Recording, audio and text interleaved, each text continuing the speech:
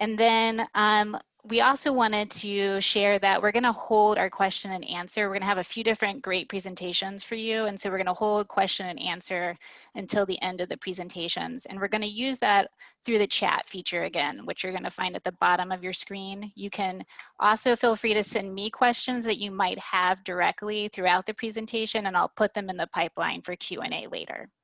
And then as you're joining and settling in, we want to invite you to just tell us where you're joining from today. So we'd love to see what parts of Georgia you're calling in. And thanks so much for being with us.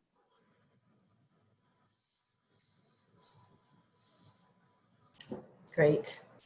Thank you so much, Suzanne. Once again, good afternoon, everybody.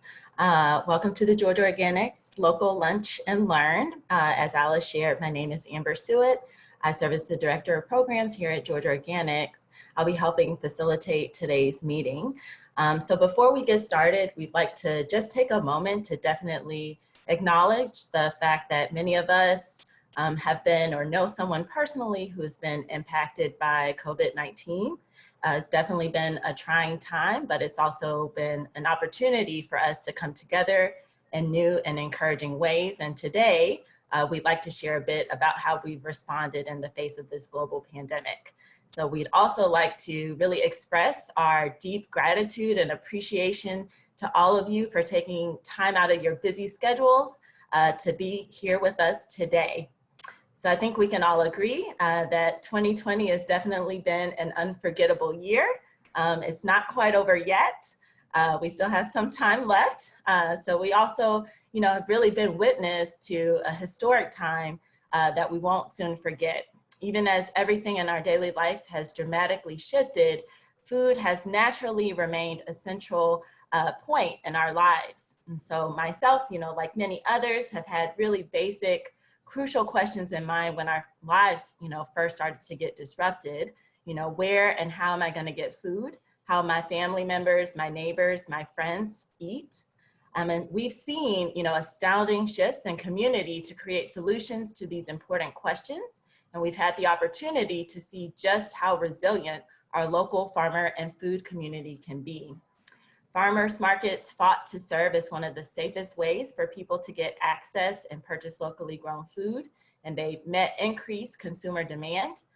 In Augusta, for example, which is one of our Georgia Food Oasis communities, Augusta Locally Grown, which is an online farmers market, has seen their sales triple week after week, with one of their top weeks reaching $11,000 in sales. The Common Market Southeast, which is a local food distribution company that traditionally focuses on sales to institutions, was able to shift their model quickly to begin distributing over 15,000 boxes of produce a week to families under the Coronavirus Food Assistance Program. And here at Georgia Organics, I've been really proud to be a part of this incredible team. Every member of our team has worked incredibly hard to respond to the needs in our food and farming community. Early on, our Farmer Services Department worked to help farmers shift to online platforms for direct-to-consumer sales. Our Farm to School team has worked to provide resources to parents as learning shifted to take place at home. I've benefited from that myself. Our Georgia Food Oasis program, our community outreach program, has also provided really important mini grants to communities that have been working really hard to meet very real food access needs. And our communications teams has worked just over time to relaunch our Good Food Guide as a resource for consumers to be able to find locally grown food from our farmers. So none of this would have been possible without the support of our members and all of you, and as well as our funding partners who have really ensured our resiliency throughout this pandemic. So for today's agenda, we're going to take a look at how two of our programs have pivoted in response to COVID-19. So I see we're going through our slides, and these are just our funding partners we wanted to really express our gratitude to. So for today, we're going to take a deeper look at two programs, our Farm to Restaurant program, which is managed by Lauren Cox, our organic procurement coordinator. And then we'll also hear from our events manager, Ashley Dowling, followed by an opportunity, as Suzanne shared, to ask questions. And you can submit those questions to the chat function. And then finally, we'll conclude with some remarks from our president, Alice Rose. So I'm gonna go ahead and pass it over to Lauren. Thanks, Lauren. Amber. Hi, everyone.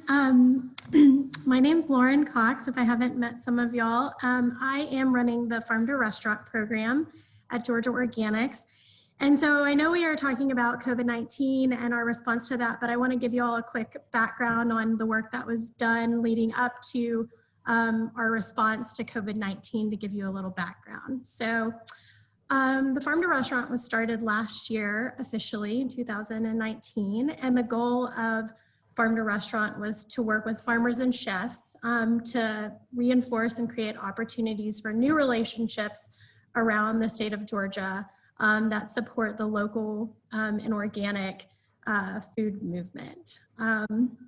So some of the things we did last year, we were able to onboard 15 farms interested in selling to restaurants. And what we also did is we did some groundwork in establishing relationships with restaurants, mostly in Atlanta, but also in Athens as well as Macon. And we were creating opportunities for them to kind of interface and get to know each other. And then we also supported them on the farmer side to set them up for systems that would accommodate the restaurant market. One of the things we really got good feedback from was the farmer chef speed dating mixer that we were planning on doing this year. So gearing up to this year that we're in now, we had already onboarded a new farmer cohort group, and we're planning on kicking off even more events prior to COVID. Could you go to the next slide, Ashley? Thank you. So when COVID hit, we kind of had to rearrange our expectations, and we also wanted to listen to the farmers that we had been working with for the last year so closely. One of the things we heard from the farms was that they needed to move product, and responding to the fact that a lot of restaurants were closing their doors, and especially in the lockdown, everything was kind of in a standstill. We engaged with our partner at the Wrecking Bar Brew Pub, which is in Little Five Points, and we asked the farmers that were in the 2019 group of Farm to Restaurant folks, as well as Accelerator folks, if they wanted to sell at a market. So what we created a contactless pre-order way for customers in Atlanta to be able to purchase from these farms. This was an effort to address needs of offloading vegetables in the middle of the week, as well as connecting to one of our farm to restaurant relationships that really has supported farmers for years and years. The program up to this point has gone on for 18 weeks. Ordering goes live at 9 a.m. every Friday and closes on Sunday. It's an online pre-order situation.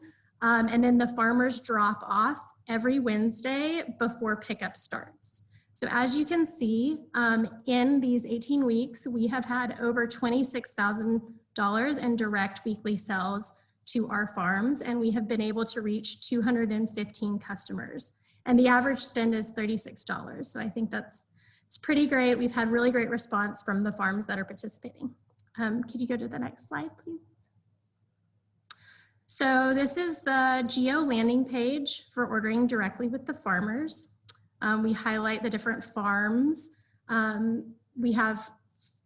We've started with 5 farms, and then we also asked the Wrecking Bar to let us know if any of the farms that they have been supporting personally, if they would like to also participate in this market. Next slide, please. All right, so if you go down the page, these are just 2 screenshots of the host website. So there's a little bit of information about the relationship with Wrecking Bar. And then on the website, on the Geo website, you can click any of these icon or these icons or logos of the farms, and it'll lead you directly into their farm e-commerce site. So it allows the farms autonomy. They can manage their own sales outlets, but we are simply giving them a platform, and we're working in partnership with Wrecking Bar to create a space for them to sell their stuff. Next slide, please.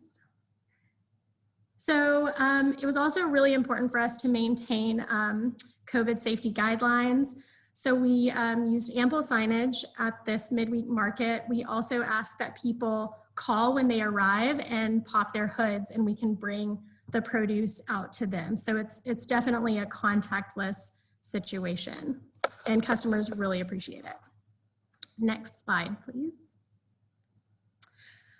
So the second kind of response to COVID really came as an opportunity with another pre-existing partnership, a restaurant partnership with Root Baking Company, located also in Atlanta, Georgia. This started between Jamestown Foundation, Root Baking Company, and 4 other restaurants across Atlanta, with the goals to maintain flight pathways of the farms that normally sell to these restaurants. So we wanted to kind of have like a holding pattern for these farms that were delivering every week to restaurants already that basically had to be stopped from the COVID crisis.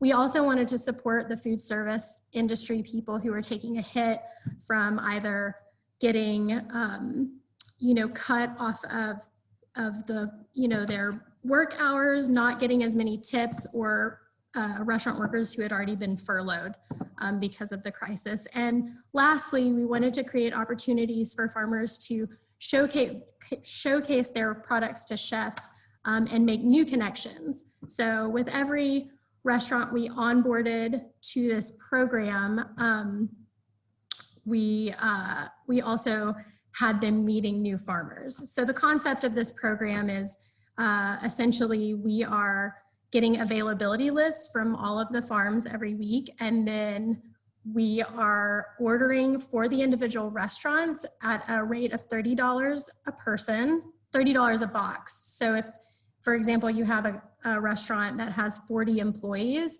we'll do 40 boxes. Each of them have a total value of $30 a piece. And so we order from the farms, and then they deliver their product directly to the restaurant. Because it was also very important for us to be aware of not creating too central of a system because of COVID and the need to maintain social distancing. So again, having the farms continue to deliver to the restaurants they always had before, but we are in a way supporting them to do that. Okay, next slide. So I think we're at 21 weeks now, we have been able to spend over $123,700 with farmers. We are purchasing their products at retail price because they are in retail units for these boxes. And we have been able to distribute 4,169 boxes to over 15 restaurants. Yes, so next slide, please. On the left is a picture of one of the shares. I also wanted to say that we have some great partnerships that came out of this. Root Baking Company, like I said, this was their brainchild. They also have been supporting the farmer boxes with a loaf of bread for each of the boxes every week. And they've been doing that the entire duration of this project. And we also had Sweetgrass Dairy donate rounds of cheese to these boxes as well. And the restaurants are a huge client of Sweetgrass Dairy. So they really came to us and they said, we want to support the restaurant community at this time. What can we do to help? Next slide. All right, so I wanted to introduce one of our Farm to Restaurant alumni, as well as an accelerator member for 2020. This is Eric Simpson. He is calling in. Eric Simpson is from West Point, Georgia. His farm is New Eden Ecosystem, He has been farming for 7 years, and Eric, please correct me on any of this if it's a little off, but I have my notes. And he is also a member of the West Georgia Farmers Cooperative. So he has been a participant in the Food Fight Georgia project since its inception, and I just wanted to get a little, talk to you a little bit about how that's been for you. Can you hear me, Eric? Yes, hear you loud and clear. Can you hear me? Yes, awesome. How's it going? Oh, it's busy as usual. But yes. So thanks for inviting me on the call, and thanks for acknowledging our partnership and participation with this Georgia Food Fight and all of these other endeavors that we partner with Georgia Organics with over the years.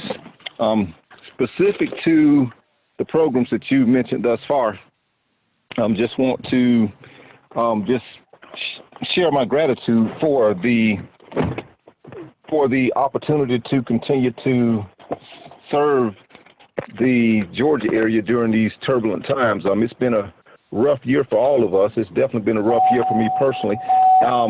As far as my farm and the co-op that I'm a part of, which is West Georgia Farmers Cooperative, and I apologize for that door noise on the phone. On the vehicle. It's really been a blessing because it's allowed us to continue to prosper in uncertain times. Last year, this time, we were trying to identify new market opportunities and trying to determine how we were going to keep our farms at the level that they were. And of course, and then COVID-19 came and really exacerbated the issues we were already having.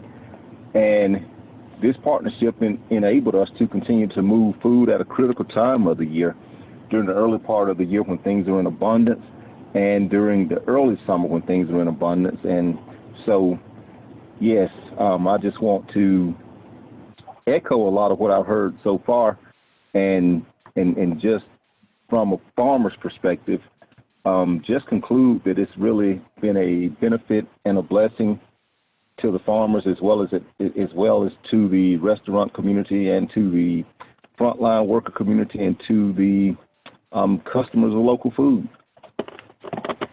Thank you, Eric. Well, I really appreciate working with you. It's been so great to have you in the Farm to Restaurant cohort last year, and then, just partner with you as the opportunities arise. And West Georgia Farmers Cooperative, for everyone, has been a really big sourcer of produce for the Food Fight Georgia program. So we're leaning on West Georgia Farmers Cooperative heavily to source for these restaurants, and the variety and stuff you have is so amazing. And you actually connected us with one of the restaurants that is now in the program, Twisted Soul Kitchen. And I just wanted to ask you about Deborah Van Treese and how you learned about her and why did you want to work with her, and how that's been working with her and seeing her for Food Fight. Yes, I was a customer of Twisted Soul before they became a part of before they became partners in these endeavors that we're doing during this pandemic. And just as a customer, a person that's always seeking out farm-to-table restaurants, and especially farm-to-table restaurants that offer good quality food, had the pleasure of eating at a place and having some conversation with her about purchasing from local farms. And of course, and Miss Van Treese is a Beard Award winner, past Beard Award winner, top renowned chef, and she's a woman of African American descent. And of course, and as we're in these times as our conversations become about equity and diversity, just to kind of put some of that in action, typically didn't see many farm-to-table restaurants, even around Atlanta, that had chef owners that were, that were people of color. And so when the conversation that you and I had one day about some restaurants, and I just happened to mention her, and then of course you you did the scouting and you went out and made the connection, and it's been consistent ever since. And that's another restaurant that will be available to various farmers within this cohort that wasn't there before. That's so awesome. I mean, I think that that's really the beauty in like making these connections between the chefs and the farmers. And it's a new partnership for Georgia Organics too. We've never partnered with Deborah. And so, you know, so grateful for your pointing us in that direction. And yeah, so just really fast, you know, what are some of the things you're moving through Food Fight right now? And then also kind of just give us what is it like on a weekly basis for the people who don't really know about the Food Fight program? What does that look like for you, weekly flow of the box program? Sure, exactly. As far as what we're offering now, the things that we have available now, some of your late summer things, sweet corn, we still have cabbage, we have beans, we have slicing tomatoes, still fortunately have some beets, watermelon, things of that nature. And what it looks like for us each week is pretty much, it looks like business. On Sunday evenings, I send out our availability list.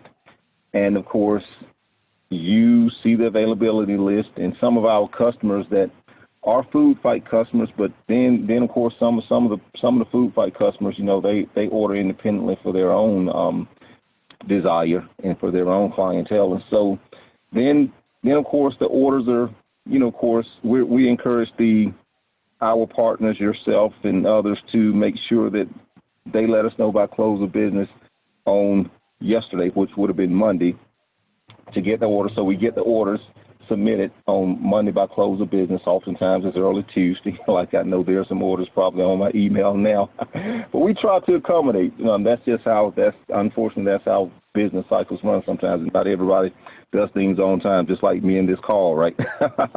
but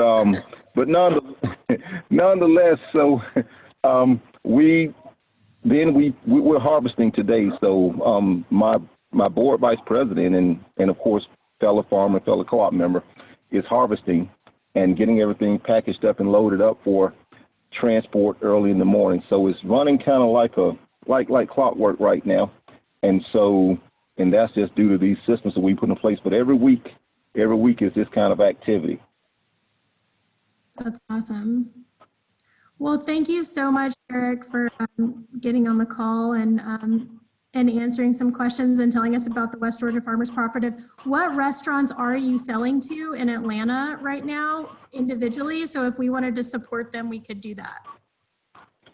You can find our food at Farm Burger. You can find our food at 8 Arm, at Staple House, and obviously in some of the ones we've already mentioned, Twisted Soul, Miller Union, and make sure I'm not missing anybody. Cold Beer, Deer and Doves, the what we call the usual suspects in Georgia Food Fight. But of course, there's always a new one. Seems like there's a new one that kind of jumps on every week, and that's always exciting, because that gives my delivery guy a chance to go in and be awestruck by some of the culinary entrepreneurial creativity that's in this that's in this partnership mix.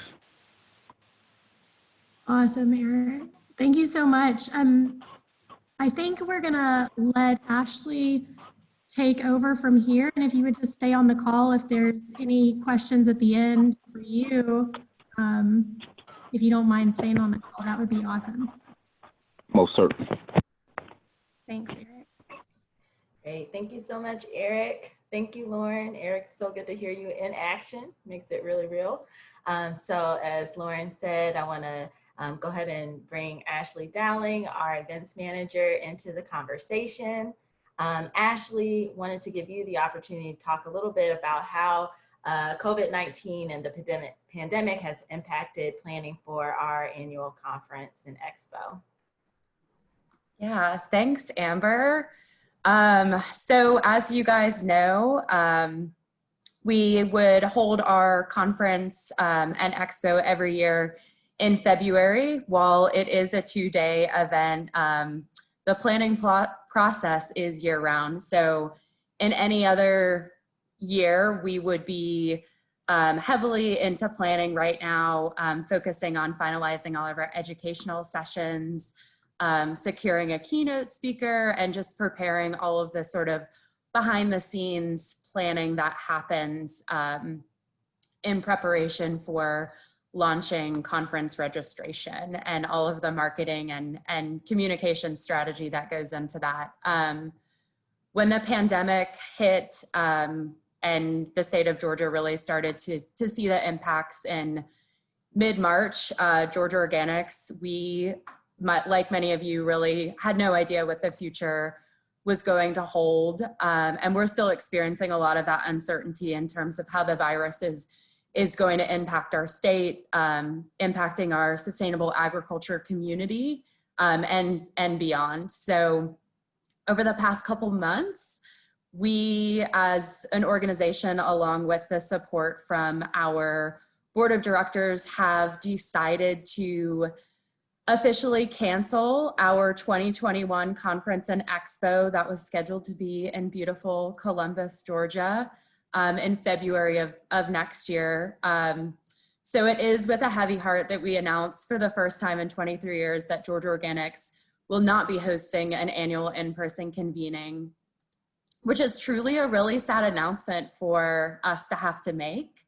I'll say that this decision to forego hosting an in-person convening is not something that was taken lightly. It was certainly not an easy decision that we've had to make, but with the current state of COVID-19, and again, just the incredible impacts that we're seeing in communities around the state and beyond, we just feel like this is the safest and smartest decision for us as an organization to protect the health of our communities.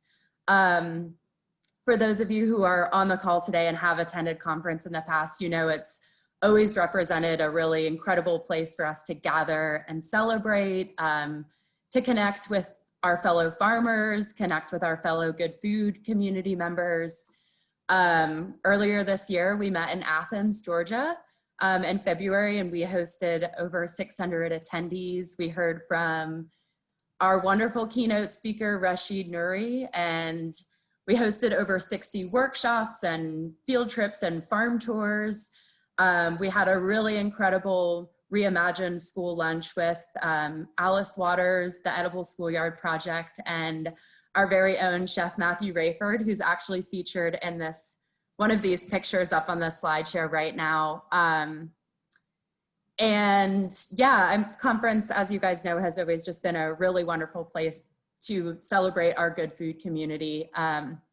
So it's been very, very sad to make this decision and present this announcement to you all here today. And to add a personal anecdote, before I took on my role here at Georgia Organics as the events manager, I have attended several Georgia Organics conference and expos, and my first one was actually in Columbus, Georgia.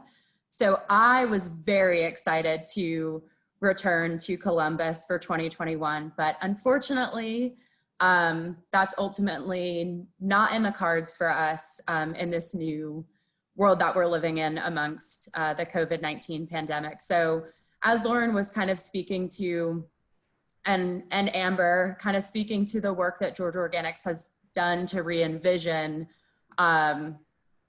what our programs and what our organization is focusing on, that's sort of where we are with conference as well. Thank you, Ashley. I personally get to work so closely with Ashley, and she's incredible, and I know how near and dear conference is to her and all of us.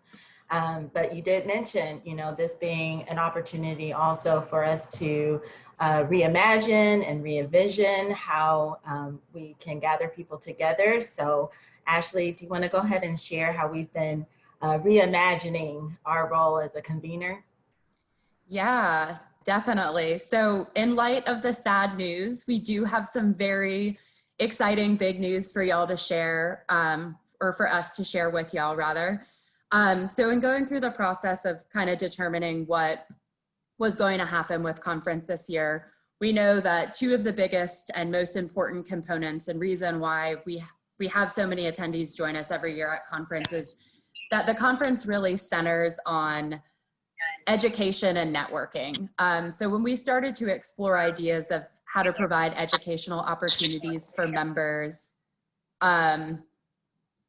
we knew that we wanted to keep education and convening at the forefront of it. So we have started to shift our focus to a bold new initiative to bring Georgians together around, for now, a virtual table under the umbrella of Good Food for Thought. So our Good Food for Thought brand will serve as our new educational initiative, where we will offer educational opportunities and convening opportunities year-round.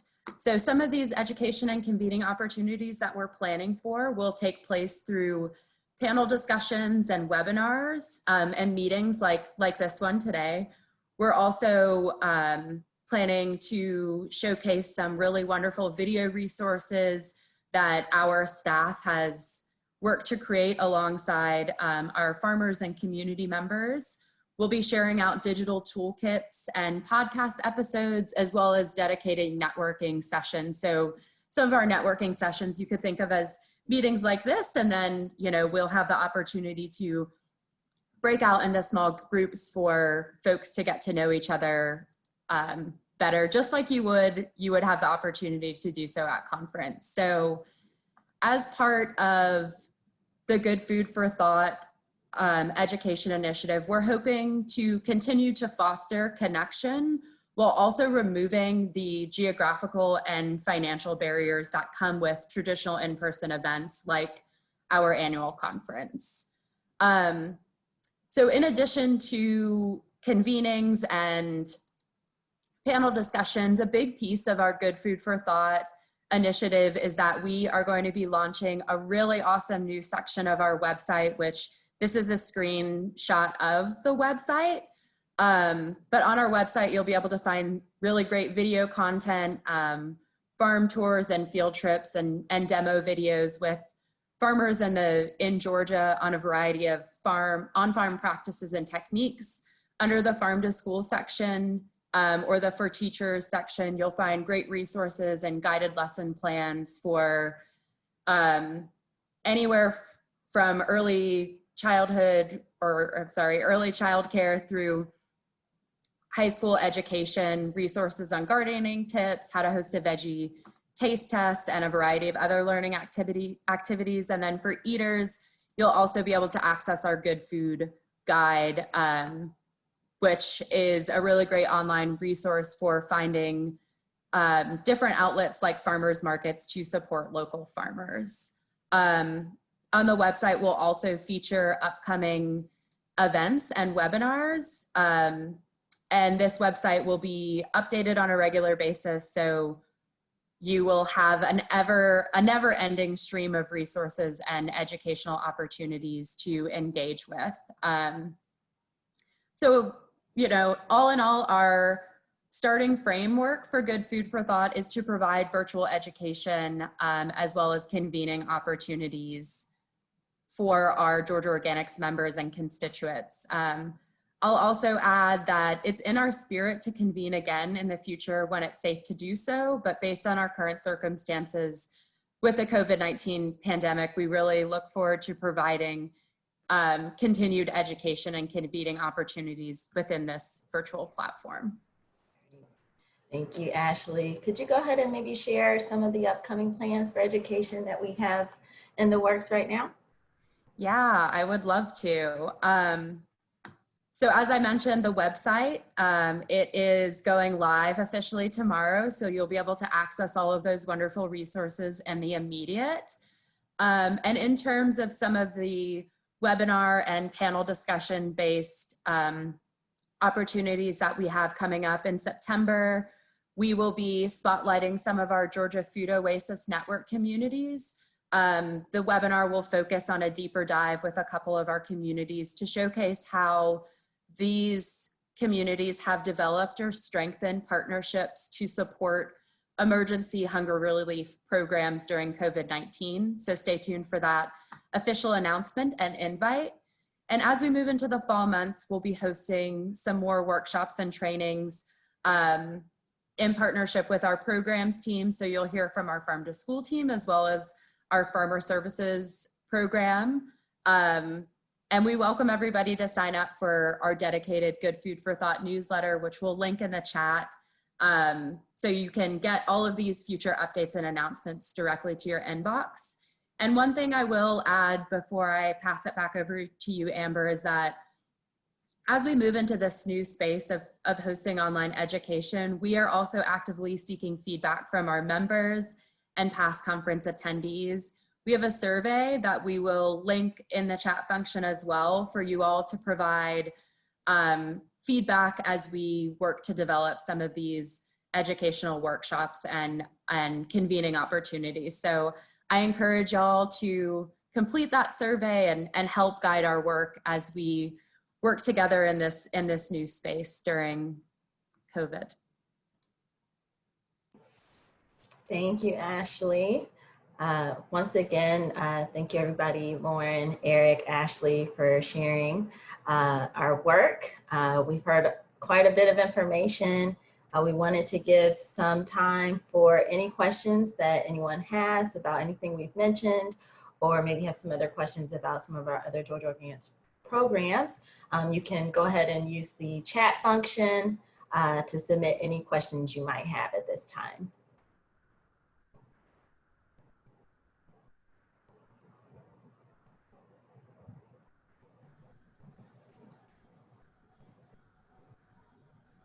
Don't be too shy.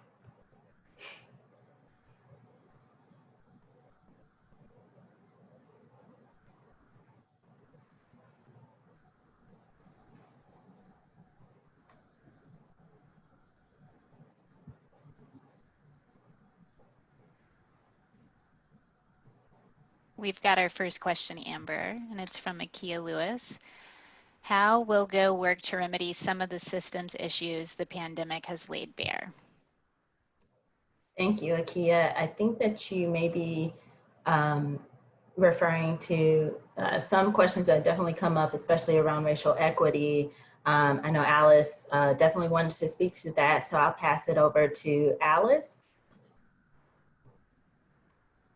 Yeah, thanks, Amber.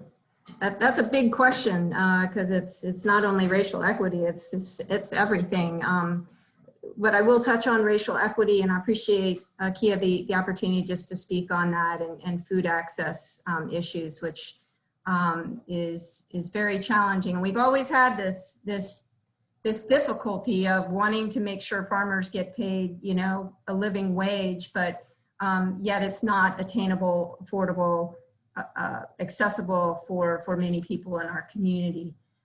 So I think one of the things we'll probably be looking more closely at for the future is probably trying to double down on some advocacy work and looking at both our local, state, as well as federal policy. We do lean on some national groups like the National Sustainable Agricultural Coalition to monitor federal policy. And so I think that that's an important area. We haven't had any kind of dedicated staff. We've all kind of bootstrapped it within our various programs to work on advocacy issues. But I think that's very important.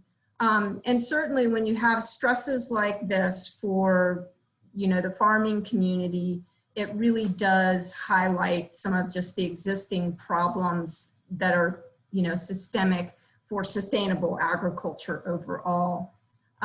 So issues like land ownership, labor, just the thin margins that farmers operate on, you know, these are all things that just make us hone even more on our ultimate mission of farmer prosperity. On the racial equity front, I will tell you, as a white-led organization, me being one of the primary white people that have been leading this organization, you know, we, myself, our team, our leadership is in learning mode. We've done some good things in the past.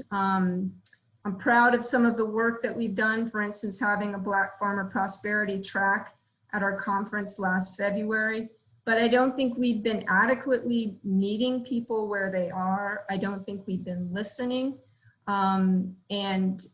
We look forward to the journey of improving this organization on the racial equity front. And right now we are having very, very deliberate conversations, primarily internally right now, in integrating racial equity into all of our work plans, all of our programs in a more significant way than they already are. And then we'll be turning more outward to do that listening within the community, to hear what people need, what Black farmers need, what our Black leaders, our Black-led organizations, how do we better align with those organizations into the future? So we're on a journey here. We're on a journey on admitting our mistakes, our work that we need to do to have a deeper understanding. And what I can tell you is our entire board and staff is 100% behind that journey to becoming an anti-racist organization at Georgia Organic. So I hope that this will become even more obvious as you see our work moving forward, and also just some of the work that we have done in the past, because I don't want to say we haven't done anything, but we have a lot more that we can be doing, and we look forward to working on that and becoming part of our day-to-day DNA is what we've been saying. So that's I guess I'll leave it there. That's a very, very big question, but it's, you know, when we all have these trying times, it does make you sort of circle back, and I'm proud of some of the things that we had already been kind of investing more in, our farmer services, our emergency support, for instance, which has been primarily for the Farmer Fund for like hurricane flooding relief.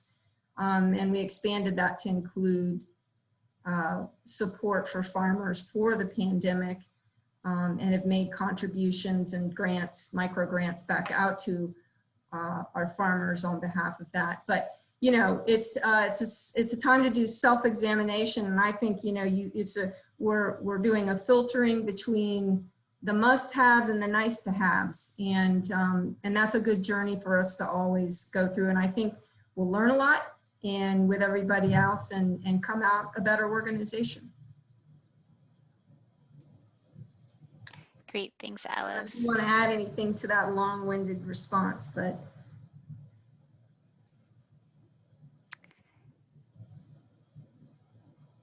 I think that suffices for now, Alice. I'm gonna, with Amber's help, move on to a different question that we've had pop up, just keeping an eye on time. So we had a question in regard to the cost structure for Good Food for Thought that, Amber, you can direct us for an answer.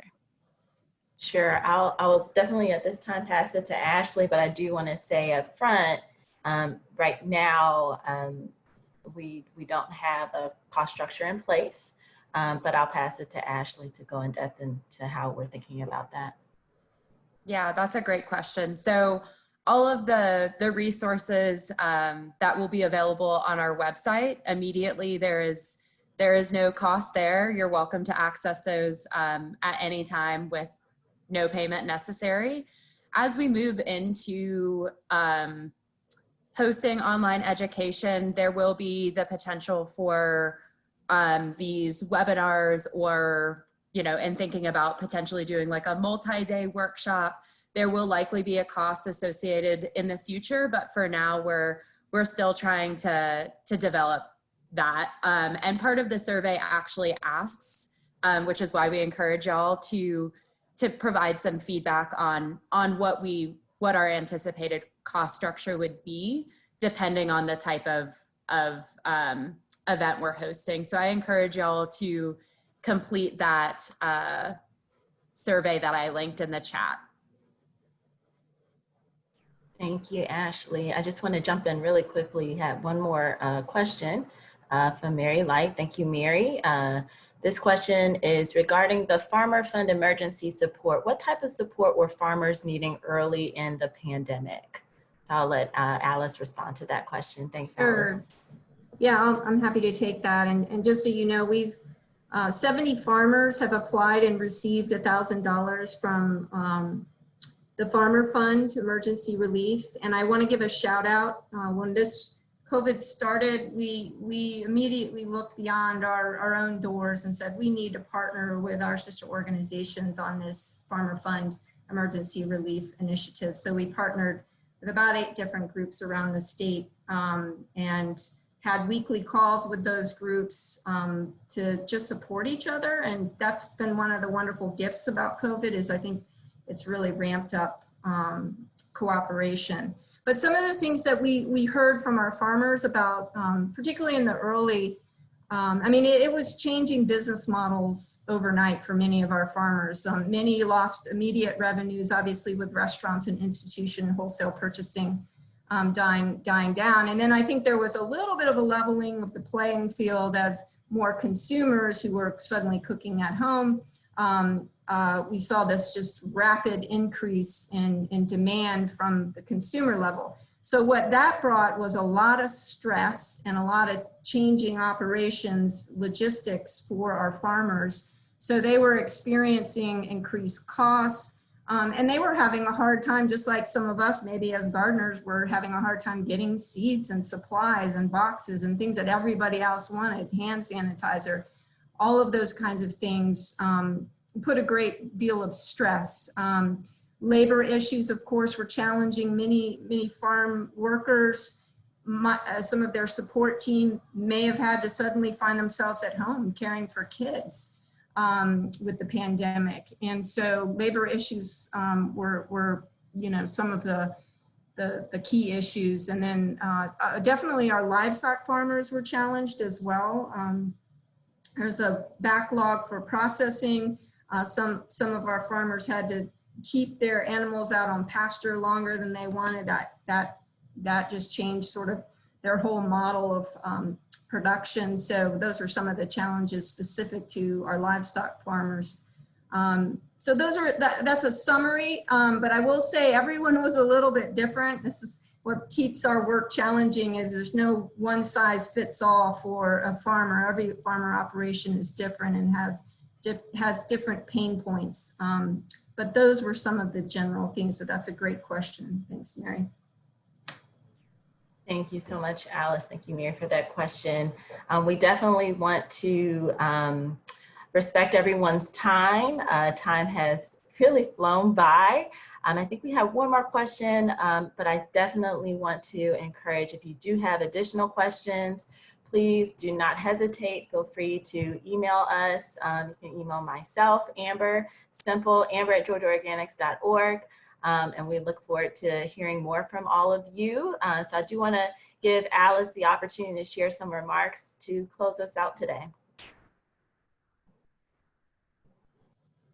Thank you, Amber. And I just want to, I'm so proud of our staff and our team, our community. We saw just tremendous resiliency and people are looking at the local food movement and seeing how we're responding. And we saw even some mirroring within conventional agriculture where there was a refocus on our own communities, whether that was trying to get crops that were rotting in fields, channeled to emergency support for people in need, which is still happening in box programs. So that we saw a little bit of mimicking within the conventional community of what the local food movement has been doing for years and decades. So that's a nod to all the good work, the partners, funders, members on this call that has helped create those systems over time.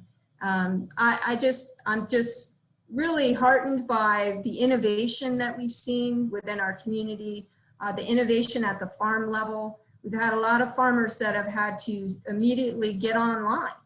And their jobs are already challenging enough wearing many hats as small businesses. So it's very important that we stick with our farmers right now, that we continue to support them. We'll be launching kind of a stay local campaign later this year because we want all these new customers that are cooking this good food at home primarily to stick with us. And I hope that they're on their own journey to find that this is a tasty revolution in our local food movement. So I'm just the cooperation, the innovation that we've seen, the teamwork that I've seen within Georgia Organics and the broader community has been just outstanding. So we have to take those lessons learned and continue to strive to work in a collaborative nature in the future as well. I also just wanted to highlight, this is, we're seeing some of these trends across the country, and as one specific example I'll share with you is Barn to Door is one of the e-commerce sites that farmers are using across the country. And in the first couple months, they saw farms across the nation, online ordering was up 807%. So that shows you we've got a lot of work ahead of us in the years ahead, but certainly in the months ahead to keep these customers involved, to keep you engaged. Education is going to be important. So I just want to, again, encourage you all to let us know, what do you want from Georgia Organics in our educational outreach? Whether you're a farmer who wants to learn more about marketing and customer retention, you're a gardener that wants to grow your own seedling, or maybe you just need a knife skills class for all this cooking that you're doing at home. So please do fill out the survey. The link was forwarded in the chat, and we can send that to you after the webinar as well. Also, you may have gotten wind, we've been pummeling you probably with e-newsletters and announcements to vote in our Google Impact Challenge. We have the opportunity, and we're in competition with some other great nonprofits, for $125,000 for a popular vote. So your vote will definitely count. Today is the last day to vote in the Google Challenge for Georgia Organics and some of the farmer services work that we want to do. So if you haven't had a chance to click on that, I see it in the chat right now, please vote. It takes about 5 or 10 seconds to do it. You don't have to give them your email.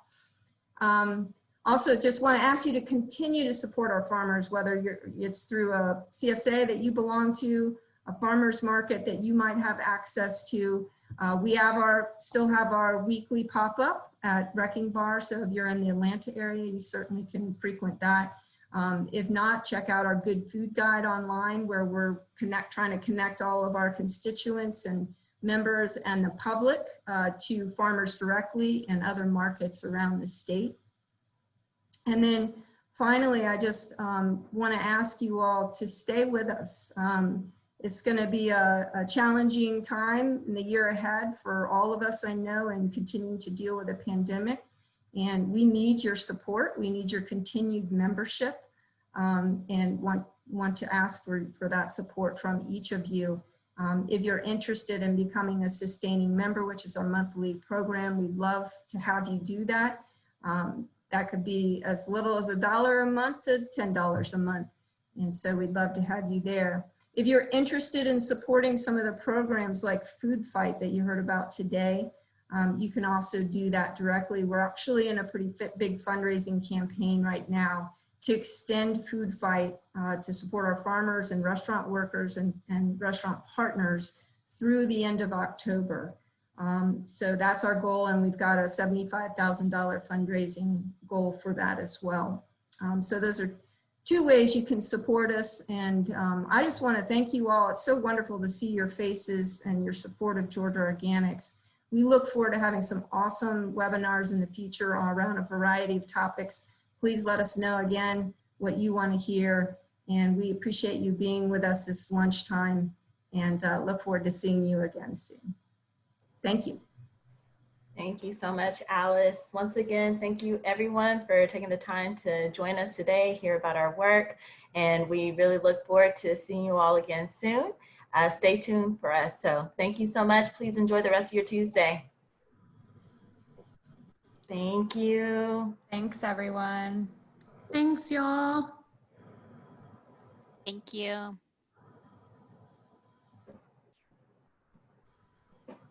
Thank you. Hi, Kelly. Good to see you.